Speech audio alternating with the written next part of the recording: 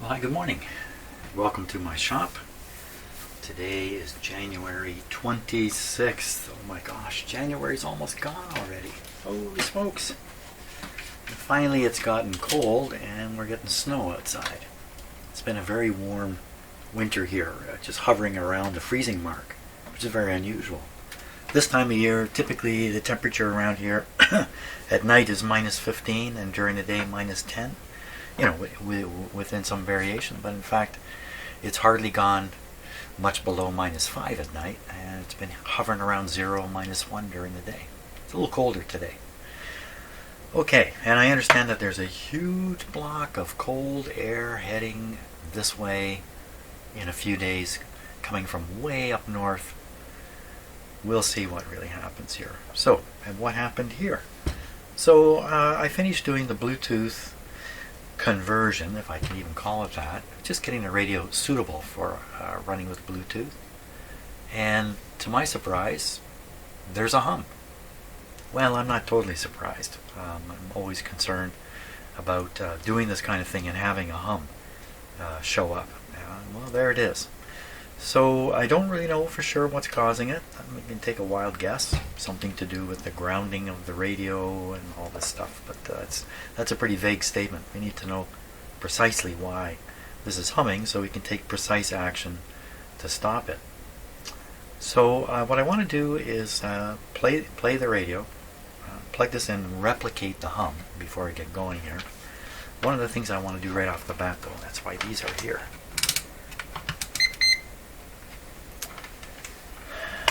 So this outer shell, metal shell of the connector here could or couldn't be grounded to the chassis here. It would appear to be grounded just looking at the way it's installed. Let's find out. So, check my meter. Sure enough, it's grounded right to the chassis. And then we're just going to take a look at the B minus. Here, this should be open. And it is. Between this and the B minus line in the radio is a capacitor I put in, this yellow capacitor, you see. Okay, there's nothing surprising there. So let's get this guy going. Now I'm going to start with it in my isolation transformer, which may give false impressions of what will happen when you actually plug it into a real outlet. But let's start this way. And we'll see if we can replicate the hum and whatever else.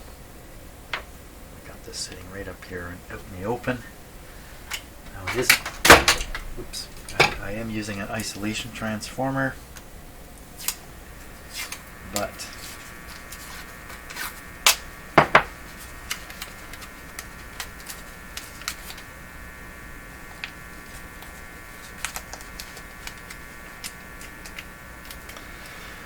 okay, so you can hear a certain kind of hum coming from the radio. Let me work the volume here.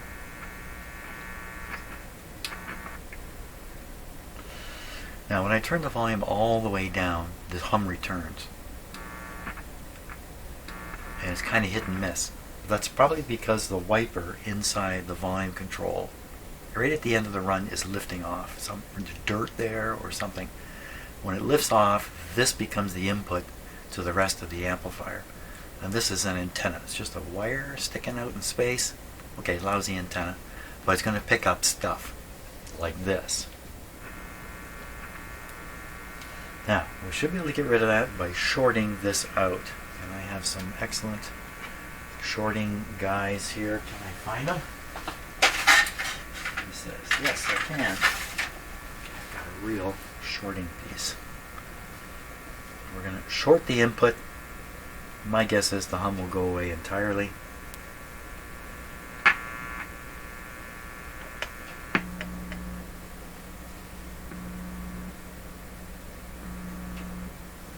So now the hum is changed to a deep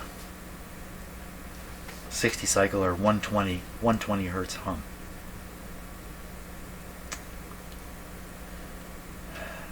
And I would expect you know, ideally it should just be silent. I've got the input shorted right out. So somehow there's some signal getting in here even with the input shorted out.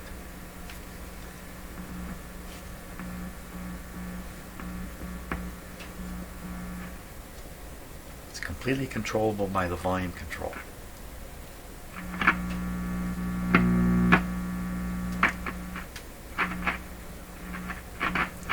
You can hear the dirt in the volume control.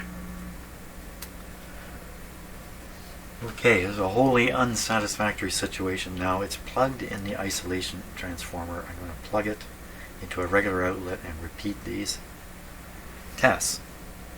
Okay, kill the power here. I'm going to double check to make sure the wide prong, which is on the marked wire, because the other wire is smooth. Marked wire is the red one, if I remember right. Right. And the red one, I'll be visually certain of this.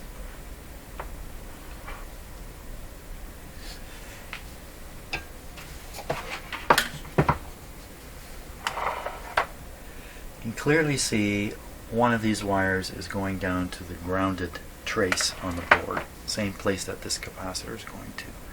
So that grounded trace, and I shouldn't say grounded, that's the B minus trace. So the red one is hooked up to the B minus. That's how we want it. Okay, I'm going to plug this into a real outlet. The radio has no on-off switch, so it's instantly on. Okay, here we go. Darkness here. Okay, it's plugged in.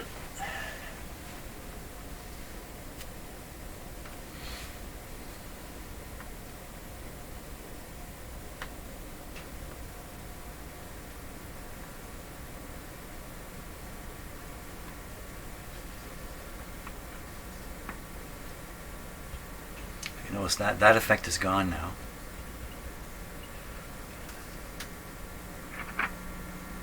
Hum is still there with the short in. Turn this, pull the short out, and that's the open circuit sound. We can prove this by just sticking a piece of wire in there, making a longer sort of antenna. I need something to stick in there. Just give me a little screwdriver. Come on, just touch this. It's not enough. Not enough. I need more wire. So all I'm trying to do is just confirm my my thinking here. So this is just a wire going nowhere. That didn't seem to change it at all. So when I'm trying to make contact with the center pin, no, that's not doing anything. Thought that would increase the. I got the volume set here. Well, the volume's up. Oh my gosh. That's a little odd. What's happening there? Doing the wrong thing. Okay, so I put this on the. I put this on the ground. So let's start again. Long wire. Extending the. What I'm saying is the feed to the amplifier is an open wire right now, just ending inside here. That open wire is picking up this noise we're hearing. If I make the wire longer, we should hear more noise. Okay, do we hear it? Yes, perfect. And even more. Okay, so that's what the sound is we're hearing. If I short the input, that sound will go away. First, it'll be boosted by this little bit of wire in here, and my hand holding this, I'm capacitively coupled to this a little bit. So a little bit of me there. But if I push it all the way until it shorts,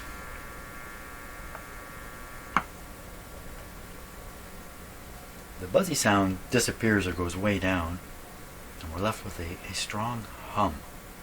Sounds like a power supply hum. This thing hasn't exhibited any hum yet. Could that be all it is? It's just a power supply hum? Why wouldn't we hear it when this is pulled out?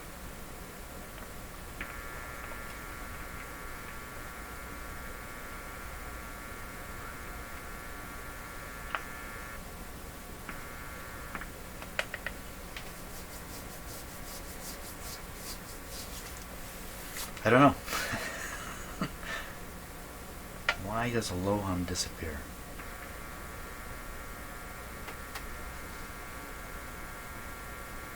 Let's take a look at the circuit diagram here. Okay, let me just turn the volume down on the radio. Okay, so it's all about this arrangement. Now I have taken the wire here, reconnected it up here, and cut this wire away. So the volume control is working between, this shows B minus. This shows the outside of the phono jack being connected to B minus. And then the capacitor, this capacitor, happens to be connected from here to the chassis. So we can picture this is actually over here. Okay, well the radio's not built this way. The input here is connected to this side. I think that's the problem. Then a small signal is developing across the capacitor here, but since it's on the input to an amplifier, the small signal gets amplified. We hear it.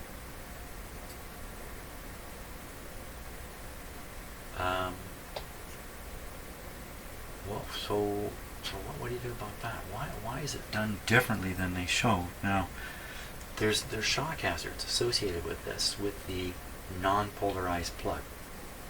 If the radio is operated in a polarized plug mode, if I can call it that, and it's done right, then the power system grounded side of the power line is connected to the B minus.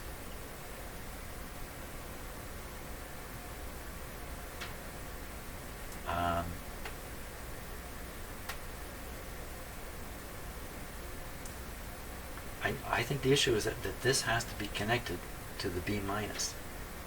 The B minus is going to be connected to, because we're using a polarized plug, or at least an administratively polarized plug. I've written a little note on it, because it's not actually polarized. If put in the right way, it will cause the B minus to be at ground potential. Couldn't we just, on an experimental basis, just bring a wire from the B minus? Well, if we do that, if we bring a wire from the B minus and connect it to this connector, it will be connected straight to the chassis too, because this is physically mounted on the chassis without any isolation. Is that true? This phono plug inevitably is connected to the chassis just by virtue of itself. We got to take a closer look at that. But I'm sure that's the cause of the hum. You put a bigger capacitor in here. We could experiment with this, just bridge this with a much larger capacitor and see what happens to the hum. Actually, that's a good test of whether the theory is correct. The hum is because of this and the way things are grounded. Putting a bigger and bigger capacitor in here begins to defeat the whole purpose, which is to say it will allow a shock voltage through. But then we're using a polarized plug, or administratively polarized plug. As long as nobody makes a mistake plugging it in. Doesn't sound very good. Let's do the experiment. We'll put a capacitor across here, see what happens to the hum. We'll make observations about exactly how this is built, this little thing's built. Okay, hum test, hum test.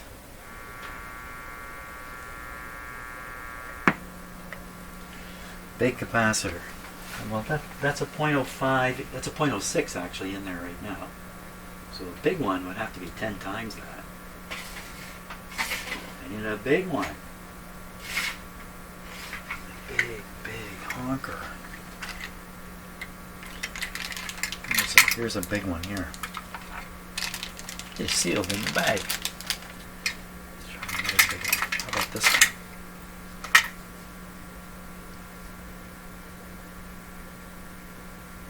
225. Let's try it.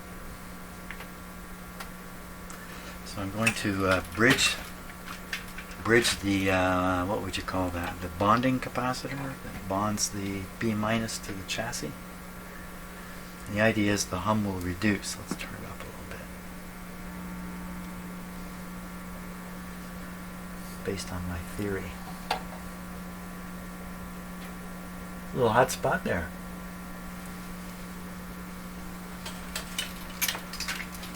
Use my right hand. I want to touch these. These two tubes are fry you quickly. They're hot.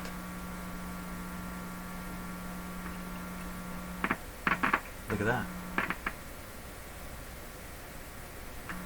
Is there something wrong with that capacitor? That's a brand new capacitor. This one can't be that much bigger.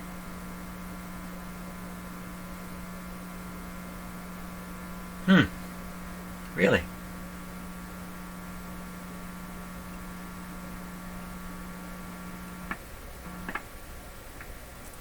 That's a dramatic difference.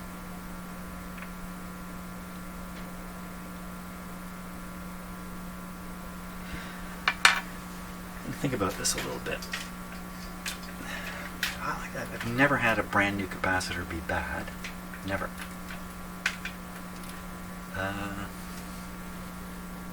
Yeah, I'm going to stop and just think about the situation here. Okay, I've disconnected one leg on this yellow capacitor. Let's check this big guy out first. We'll see what we get here.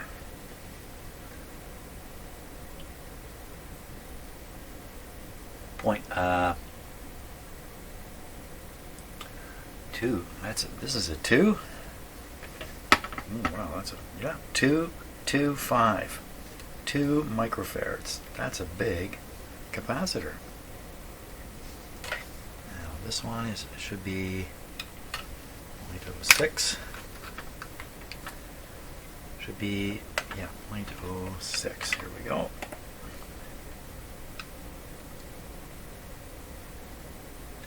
.067. Nothing wrong with this capacitor at all.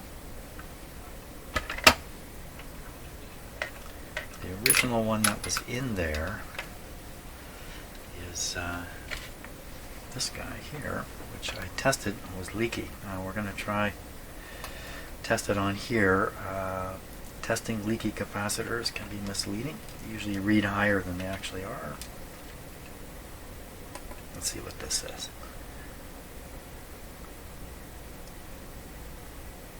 .08. Can you believe it? So it has all this color banding in that, but I'm not even going to try to determine that. Now, what does it say on the schematic here for this capacitor is 0.047, 0.05. What to do? We put the bigger capacitor in there, and that's the end of that.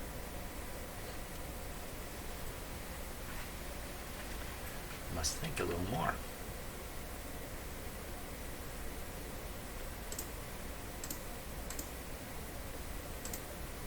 I'm thinking. Okay, so I've installed one of these capacitors here. This is a 1 microfarad capacitor, 250 volt. And I've just put some extensions. This is supposed to be flush mount, right? I just put some extension wires. You can see the white wire there. And I have a number of these, so why not try one? This guy's unnecessarily big. We're going to find out now. Pull this out. I'm going to plug this into the regular outlet here. Too many tools. Too many tools on the bench. Let me just get rid of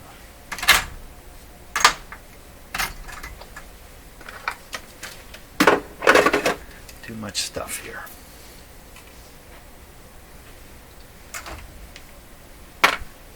If something goes wrong, there's just too many things to look at. I will get bamboozled if the bench is full of stuff. Okay, I think we're ready. Plug it in. And we'll switch so it comes on. Will this guy hum? That would be the question.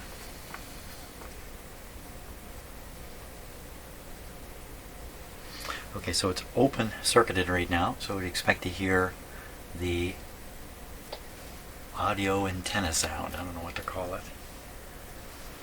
There it is. And I'm going to put the short in and we should hear nothing.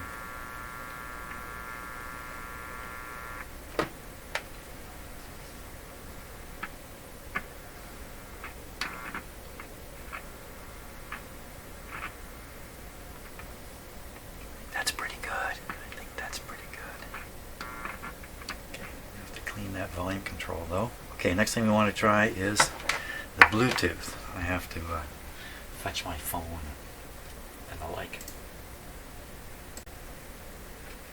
Okay, let's just be stupidly cautious about this. So I have my Bluetooth plugged in. You can see the little indicator light there. And let's just be sure. Okay, so this is on AC. What do we got here? Put the short in place. That same 7 volts, which I think is unimportant. If we pull this out, can't imagine that will make any difference, but let's not rely on my imagination. And let's just do the hot wire. Now what happens if I ground the hot wire through my voltmeter? Nothing. Hot wire.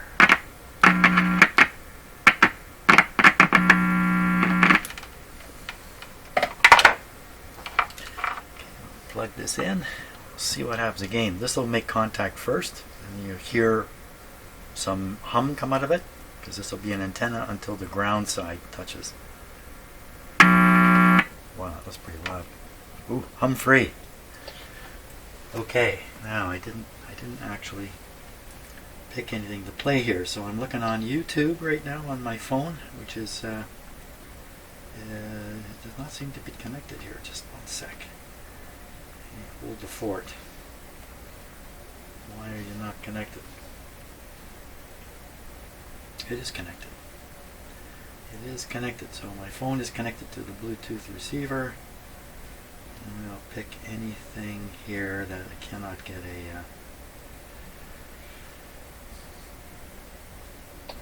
get in trouble for. Just anything. Just somebody talking. Quickly. Somebody, anybody. Oh, I can't believe it. There's nobody just talking here. Try this.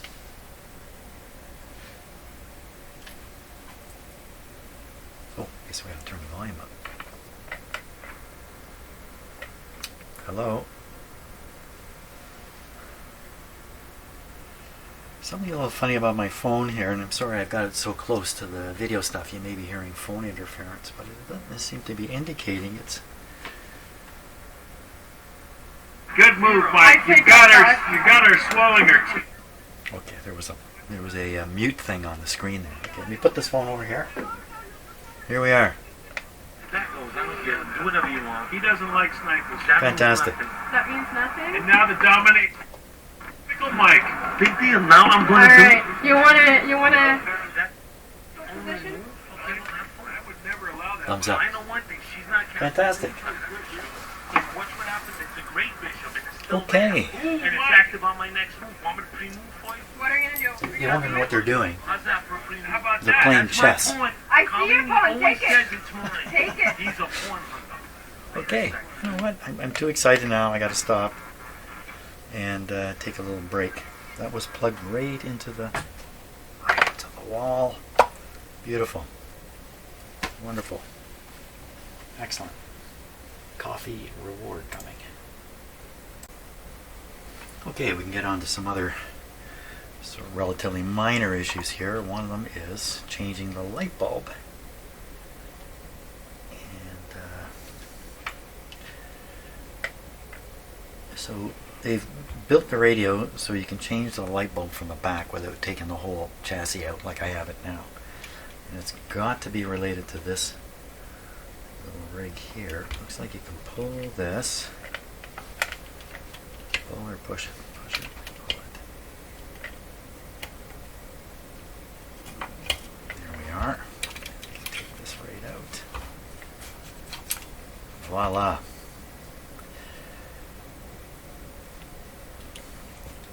Okay, this is probably a 47, 44. It's a 44. I got to do a little research. Find out the current draw on a 44 miniature bulb. After hunting around on the internet for quite a while, I found this interesting chart here. I searched for a number 44 versus an 1866. And the reason being, I don't have a 44, but I have an 1866. And this lists the 47 versus 44 question. So 47 is a fairly bright but less draw than a 44. Like a 44 is taking a quarter of an amp, and at 47 is taking only 0.125 amps, 125 milliamps. 1866 takes a quarter of an amp, produces that much light, 650. The number 44 is brighter. Good for 5,000 hours, only good for 3,000, because you burn bright, you die young. I think that's the story there. So I can put certainly an 1866 in there, and I think it's going to be just fine. Good. Okay, so here's my 1866. It's a used bulb, but it looks good. It may not have been used much. Actually, I don't know for sure that this was a used bulb. I actually don't know. Okay, put it in. There we go.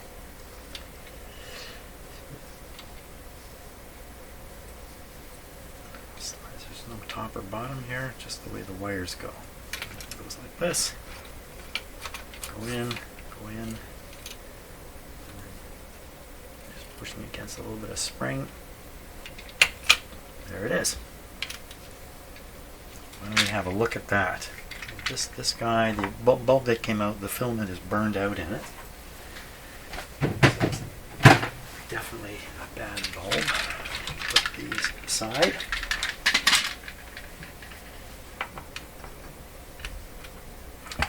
So we have the front looking at it. So I think this is pretty cool. And I'm just going to plug it in back here. Keep these wires away.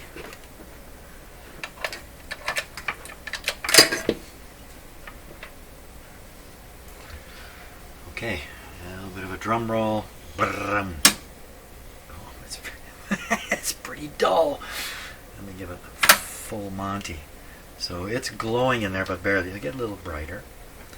Let me shut off a few lights here. So this is definitely a duller bulb than the 44. The 44 is much brighter.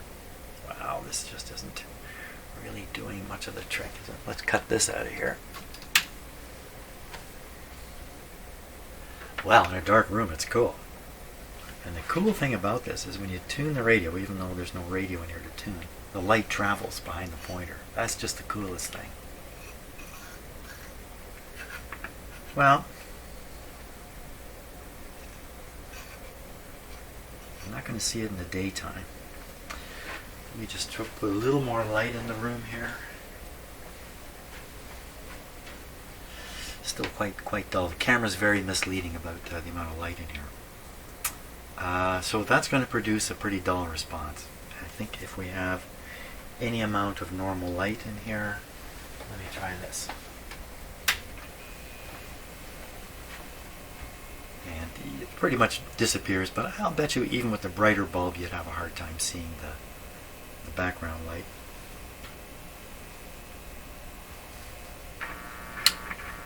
Now there's nothing plugged into the back, so we're hearing the open wire hum, which is meaningless.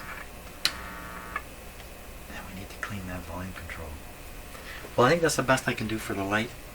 You cannot put, I'm pretty sure, okay, you cannot put, or you should not put, a modern LED type miniature bulb. A lot of these bulbs now you can get as LED bulbs in a radio like this. That current flow, that 1/4 amp current flow, is very important. Of course, the bulb was burned out. We've been operating the radio without it, so you know how important can it really be? In the long run, it's quite important. Putting in the LED light, you know what? I just don't know if that's a wise idea. Now, other radios with transformers in them that have a winding at 6.3 volts, you can go ahead and put LED style replacement lights in just fine. In fact, it's a good idea because it drops the current draw on the transformer and just cools things down a little bit. Especially if you have a lot of lights, you have a radio with 3 or 4 light bulbs in it. So I think we're just going to have to let it be like that. I don't think there's any dirt involved here that's restricting it. Okay, that's good. Clean the volume control. Okay, so power's off now. Just going to flip this over. So the volume control, inside here is the piece that swings around when you turn the knob and rubs on the surface. And the surface has gotten dirty. So we're going to try to spray some. Now how you spray it into this can? Well, there's openings. There are openings. So where these wires enter into the can, you can spray stuff here. Let me change my lighting here because I've got different auxiliary lights running. Let me get rid of those.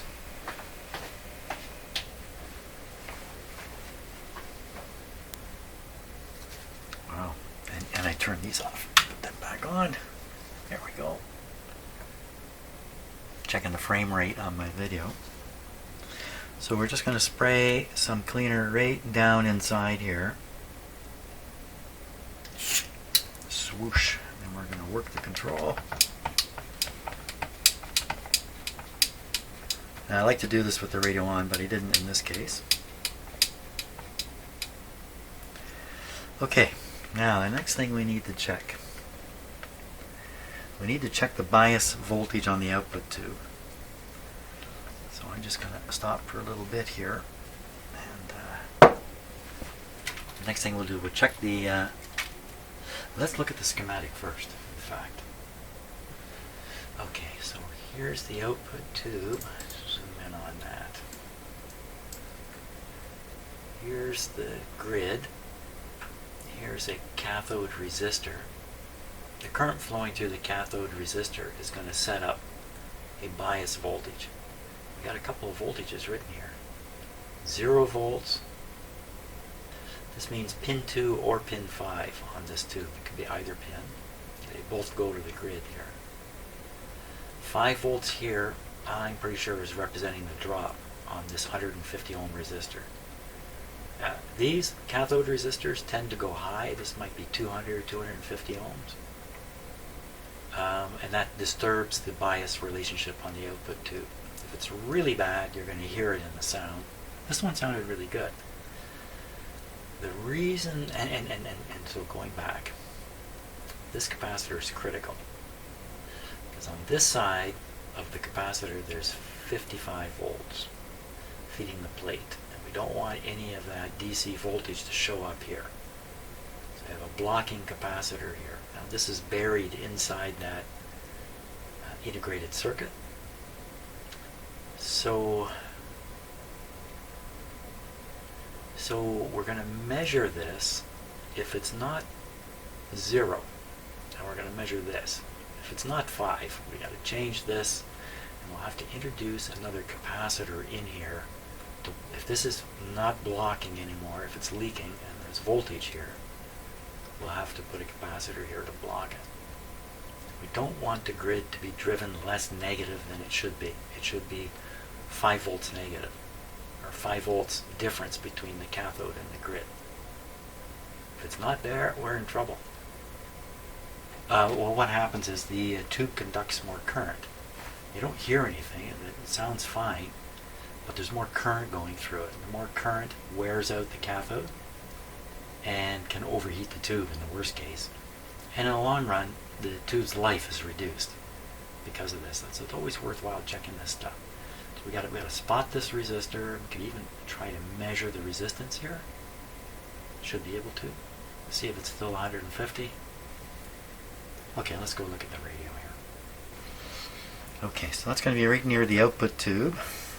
The output tube is right here. Oh yeah, it's not going to be under here.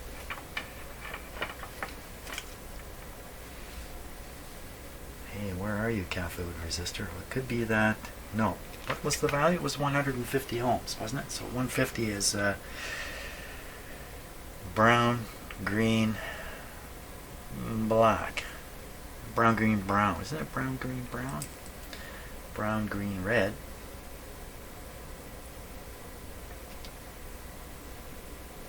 That's a pretty big, that's a high wattage resistor there. Brown, green, red. That's 1, 5 with 2, 0. That's 1500.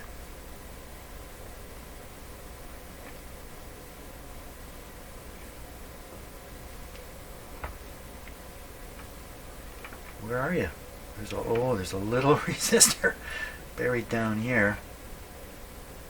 And, you know, it's brown something something. It's, what's it connected to? I can't really tell. Looks like it's coming right off of the rectifier tube. We got a red, green here. That's like 22 or 220, 2.2K, 2.2 megohms rather.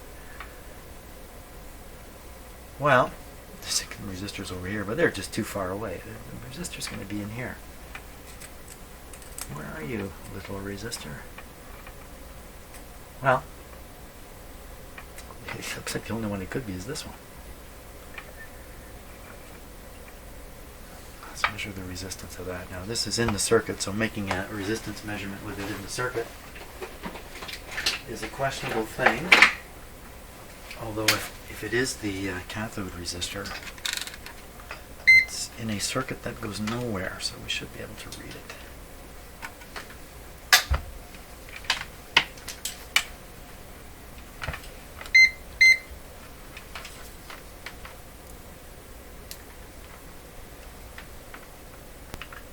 Drum roll. 25 ohms. Oh, okay. 25 ohms. Like there's not normally a 25 ohm resistor in there. We're going to need to take a closer look with the close-up camera here. What we got? What do we got here?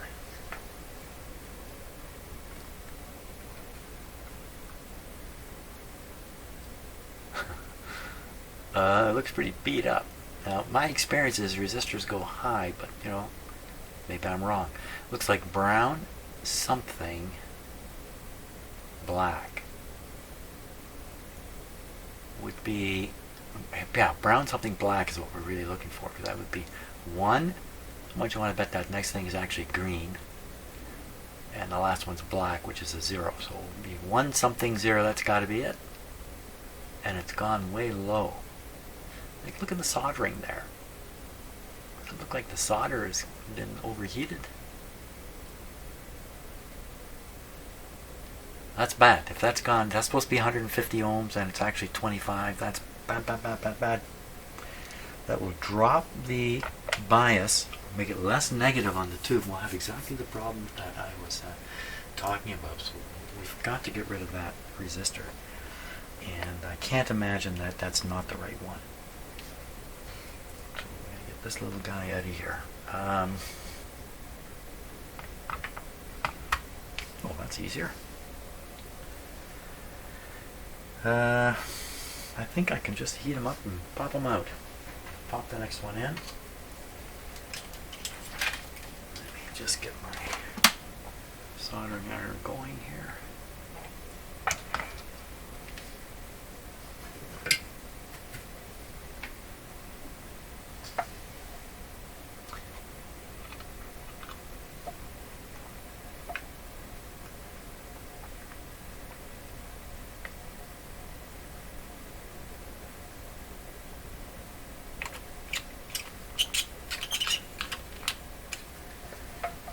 There.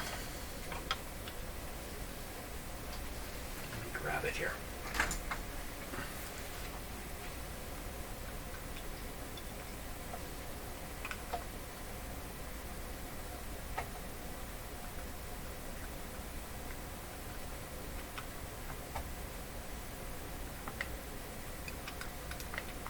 Come on, young fella.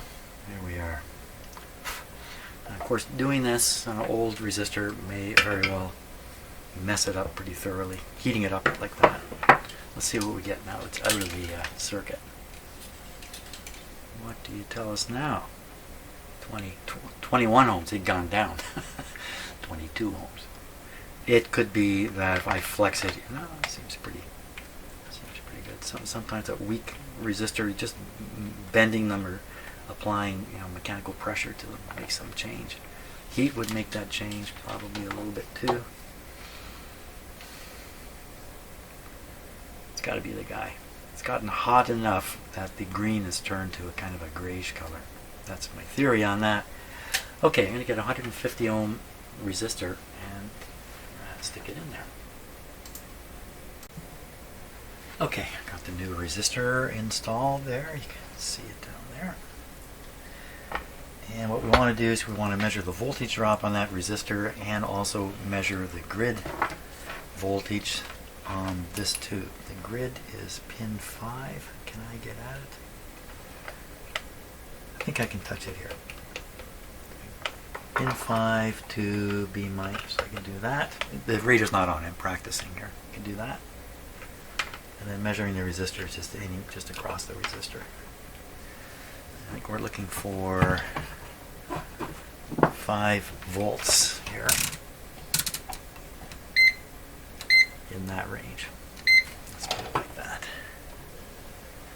Okay, are we safe to start it up? Speaker, power, everything looks okay.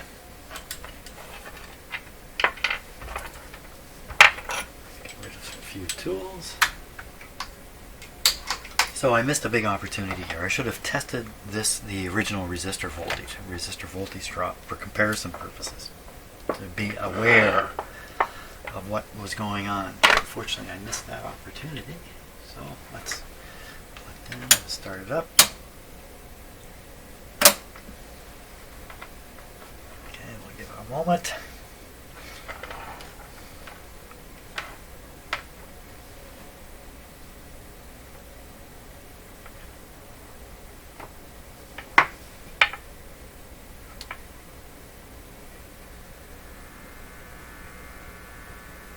Okay, that's the open connection hum.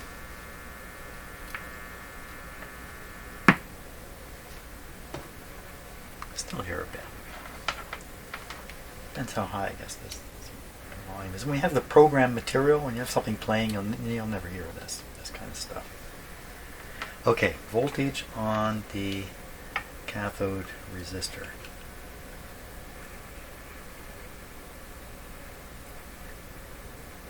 Point, ooh, 0.85.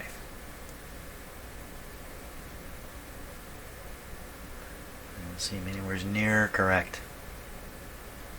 Less than a volt.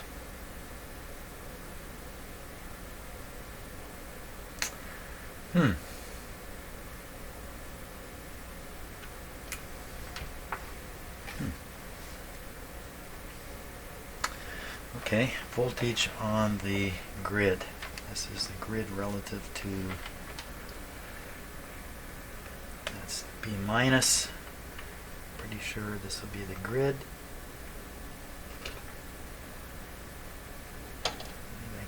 contact here. There, whoop, I saw something. Minus 0.3 volts. Minus, and the way I have this set up, the positive lead on the grid, that is actually what it is. Minus 0.3. Doesn't sound good. Neither of those sound terribly good to me. Let me try that cathode resistor again. Yeah, 0.85. So we should see 0.85 on the grid. So instead we're seeing 0.3. So 0.5 volts is disappearing, probably due to a leak of that capacitor I was talking about earlier that's inside the little...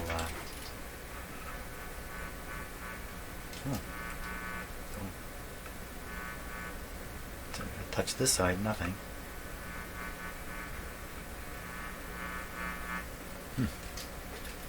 Okay, that doesn't mean anything, it's just an interesting observation. What should we do? Let's look in the book. Look in the book. 50C5, what do they suggest? The RCA guys. Hey, what's all that?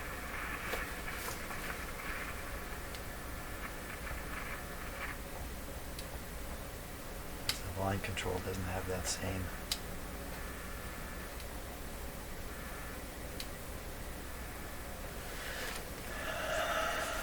Don't even finish the sentence. Don't bother finishing the sentence. Let's stick to it here. 50 C5. Class A amplifier, maximum ratings. We want typical operation. This may give the resistance. I don't see one here. So grid number 1, control grid voltage minus 7 volts. That's what should be sitting there, not minus 0.2. Why are we not getting that? I don't get anywhere near that. Is the plate voltage way off? Plate voltage in a radio like this is going to be around 100 volts, a little higher maybe. Oh, that was good. Close the book. Which one's the plate? Plate terminal. 50 C5.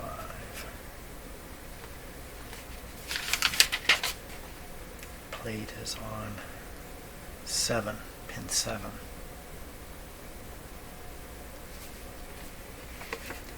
So I know where 5 is. 6, 7. 7 is over here. So what is the plate voltage in this tube? Can't be too low. Can I get it? What? What's going on here? 4.5 volts.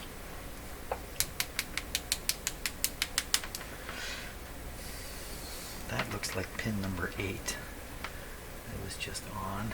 A wild guess. Let's just try. That was on the wrong pin.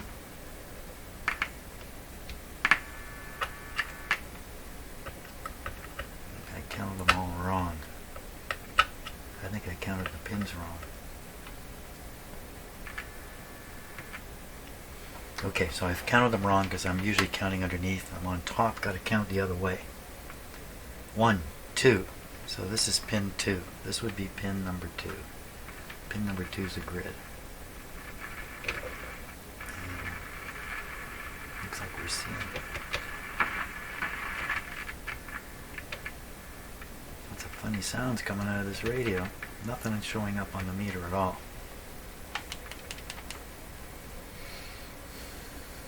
That's probably good. And then the cathode, I forgot. 50 C5. Well, the cathode's across that resistor. I mean, or through the resistor. Pin 1. Not that it matters. What's happening here? We're getting all kinds of weird numbers. Whoops. Shorted something out there by accident. 0.8, same thing. Less than a volt. I gotta measure the plate voltage on this too.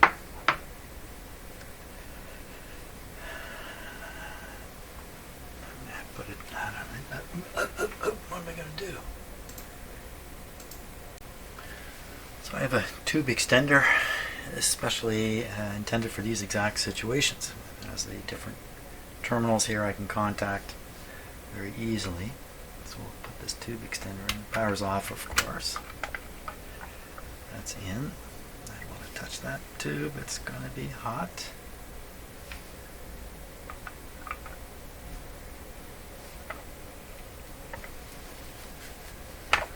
Okay, now I can actually read the pin numbers up here. I can't get it wrong. Except I can't remember. Even if I could remember, I don't trust my memory. So we want to look at the plate. It's on pin number 7. Plate is on pin 7. Pin 7 is which one? 4, 5, 6, 7.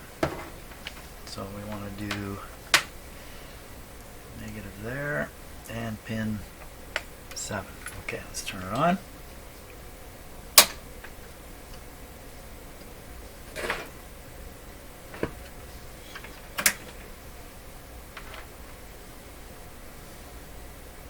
We're expecting like 100 to 120 volts here.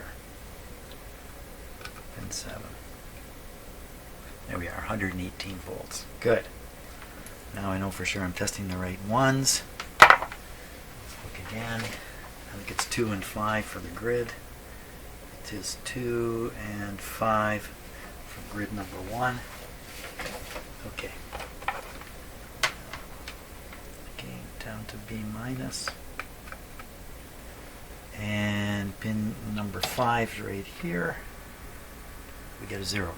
And you can hear it in the speaker because I'm touching the grid. Get louder if I do this. A little bit. All makes sense. So there's 0 volts. I think that's a good thing. The bad thing is, what happened to the bias voltage? You have a bad tube? Not going to be a bad tube. The radio works. I wish I had measured this ahead of time. Drat.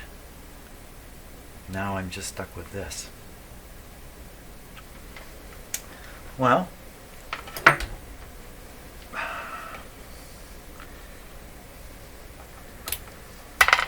we have low. Okay, we're going to play some music through this thing and listen to it a bit.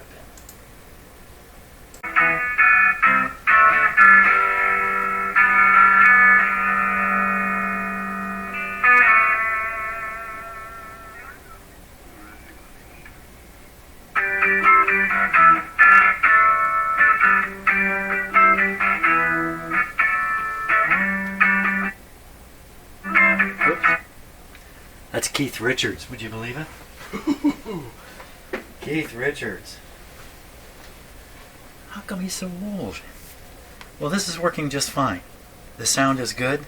I don't hear any distortion, regardless of the bias value I'm getting. I'm interpreting that wrong somehow. I don't know. So we're in good shape here. Very good shape. I don't know if there's any more to do to this little radio. Put it back in its cabinet. Yeah.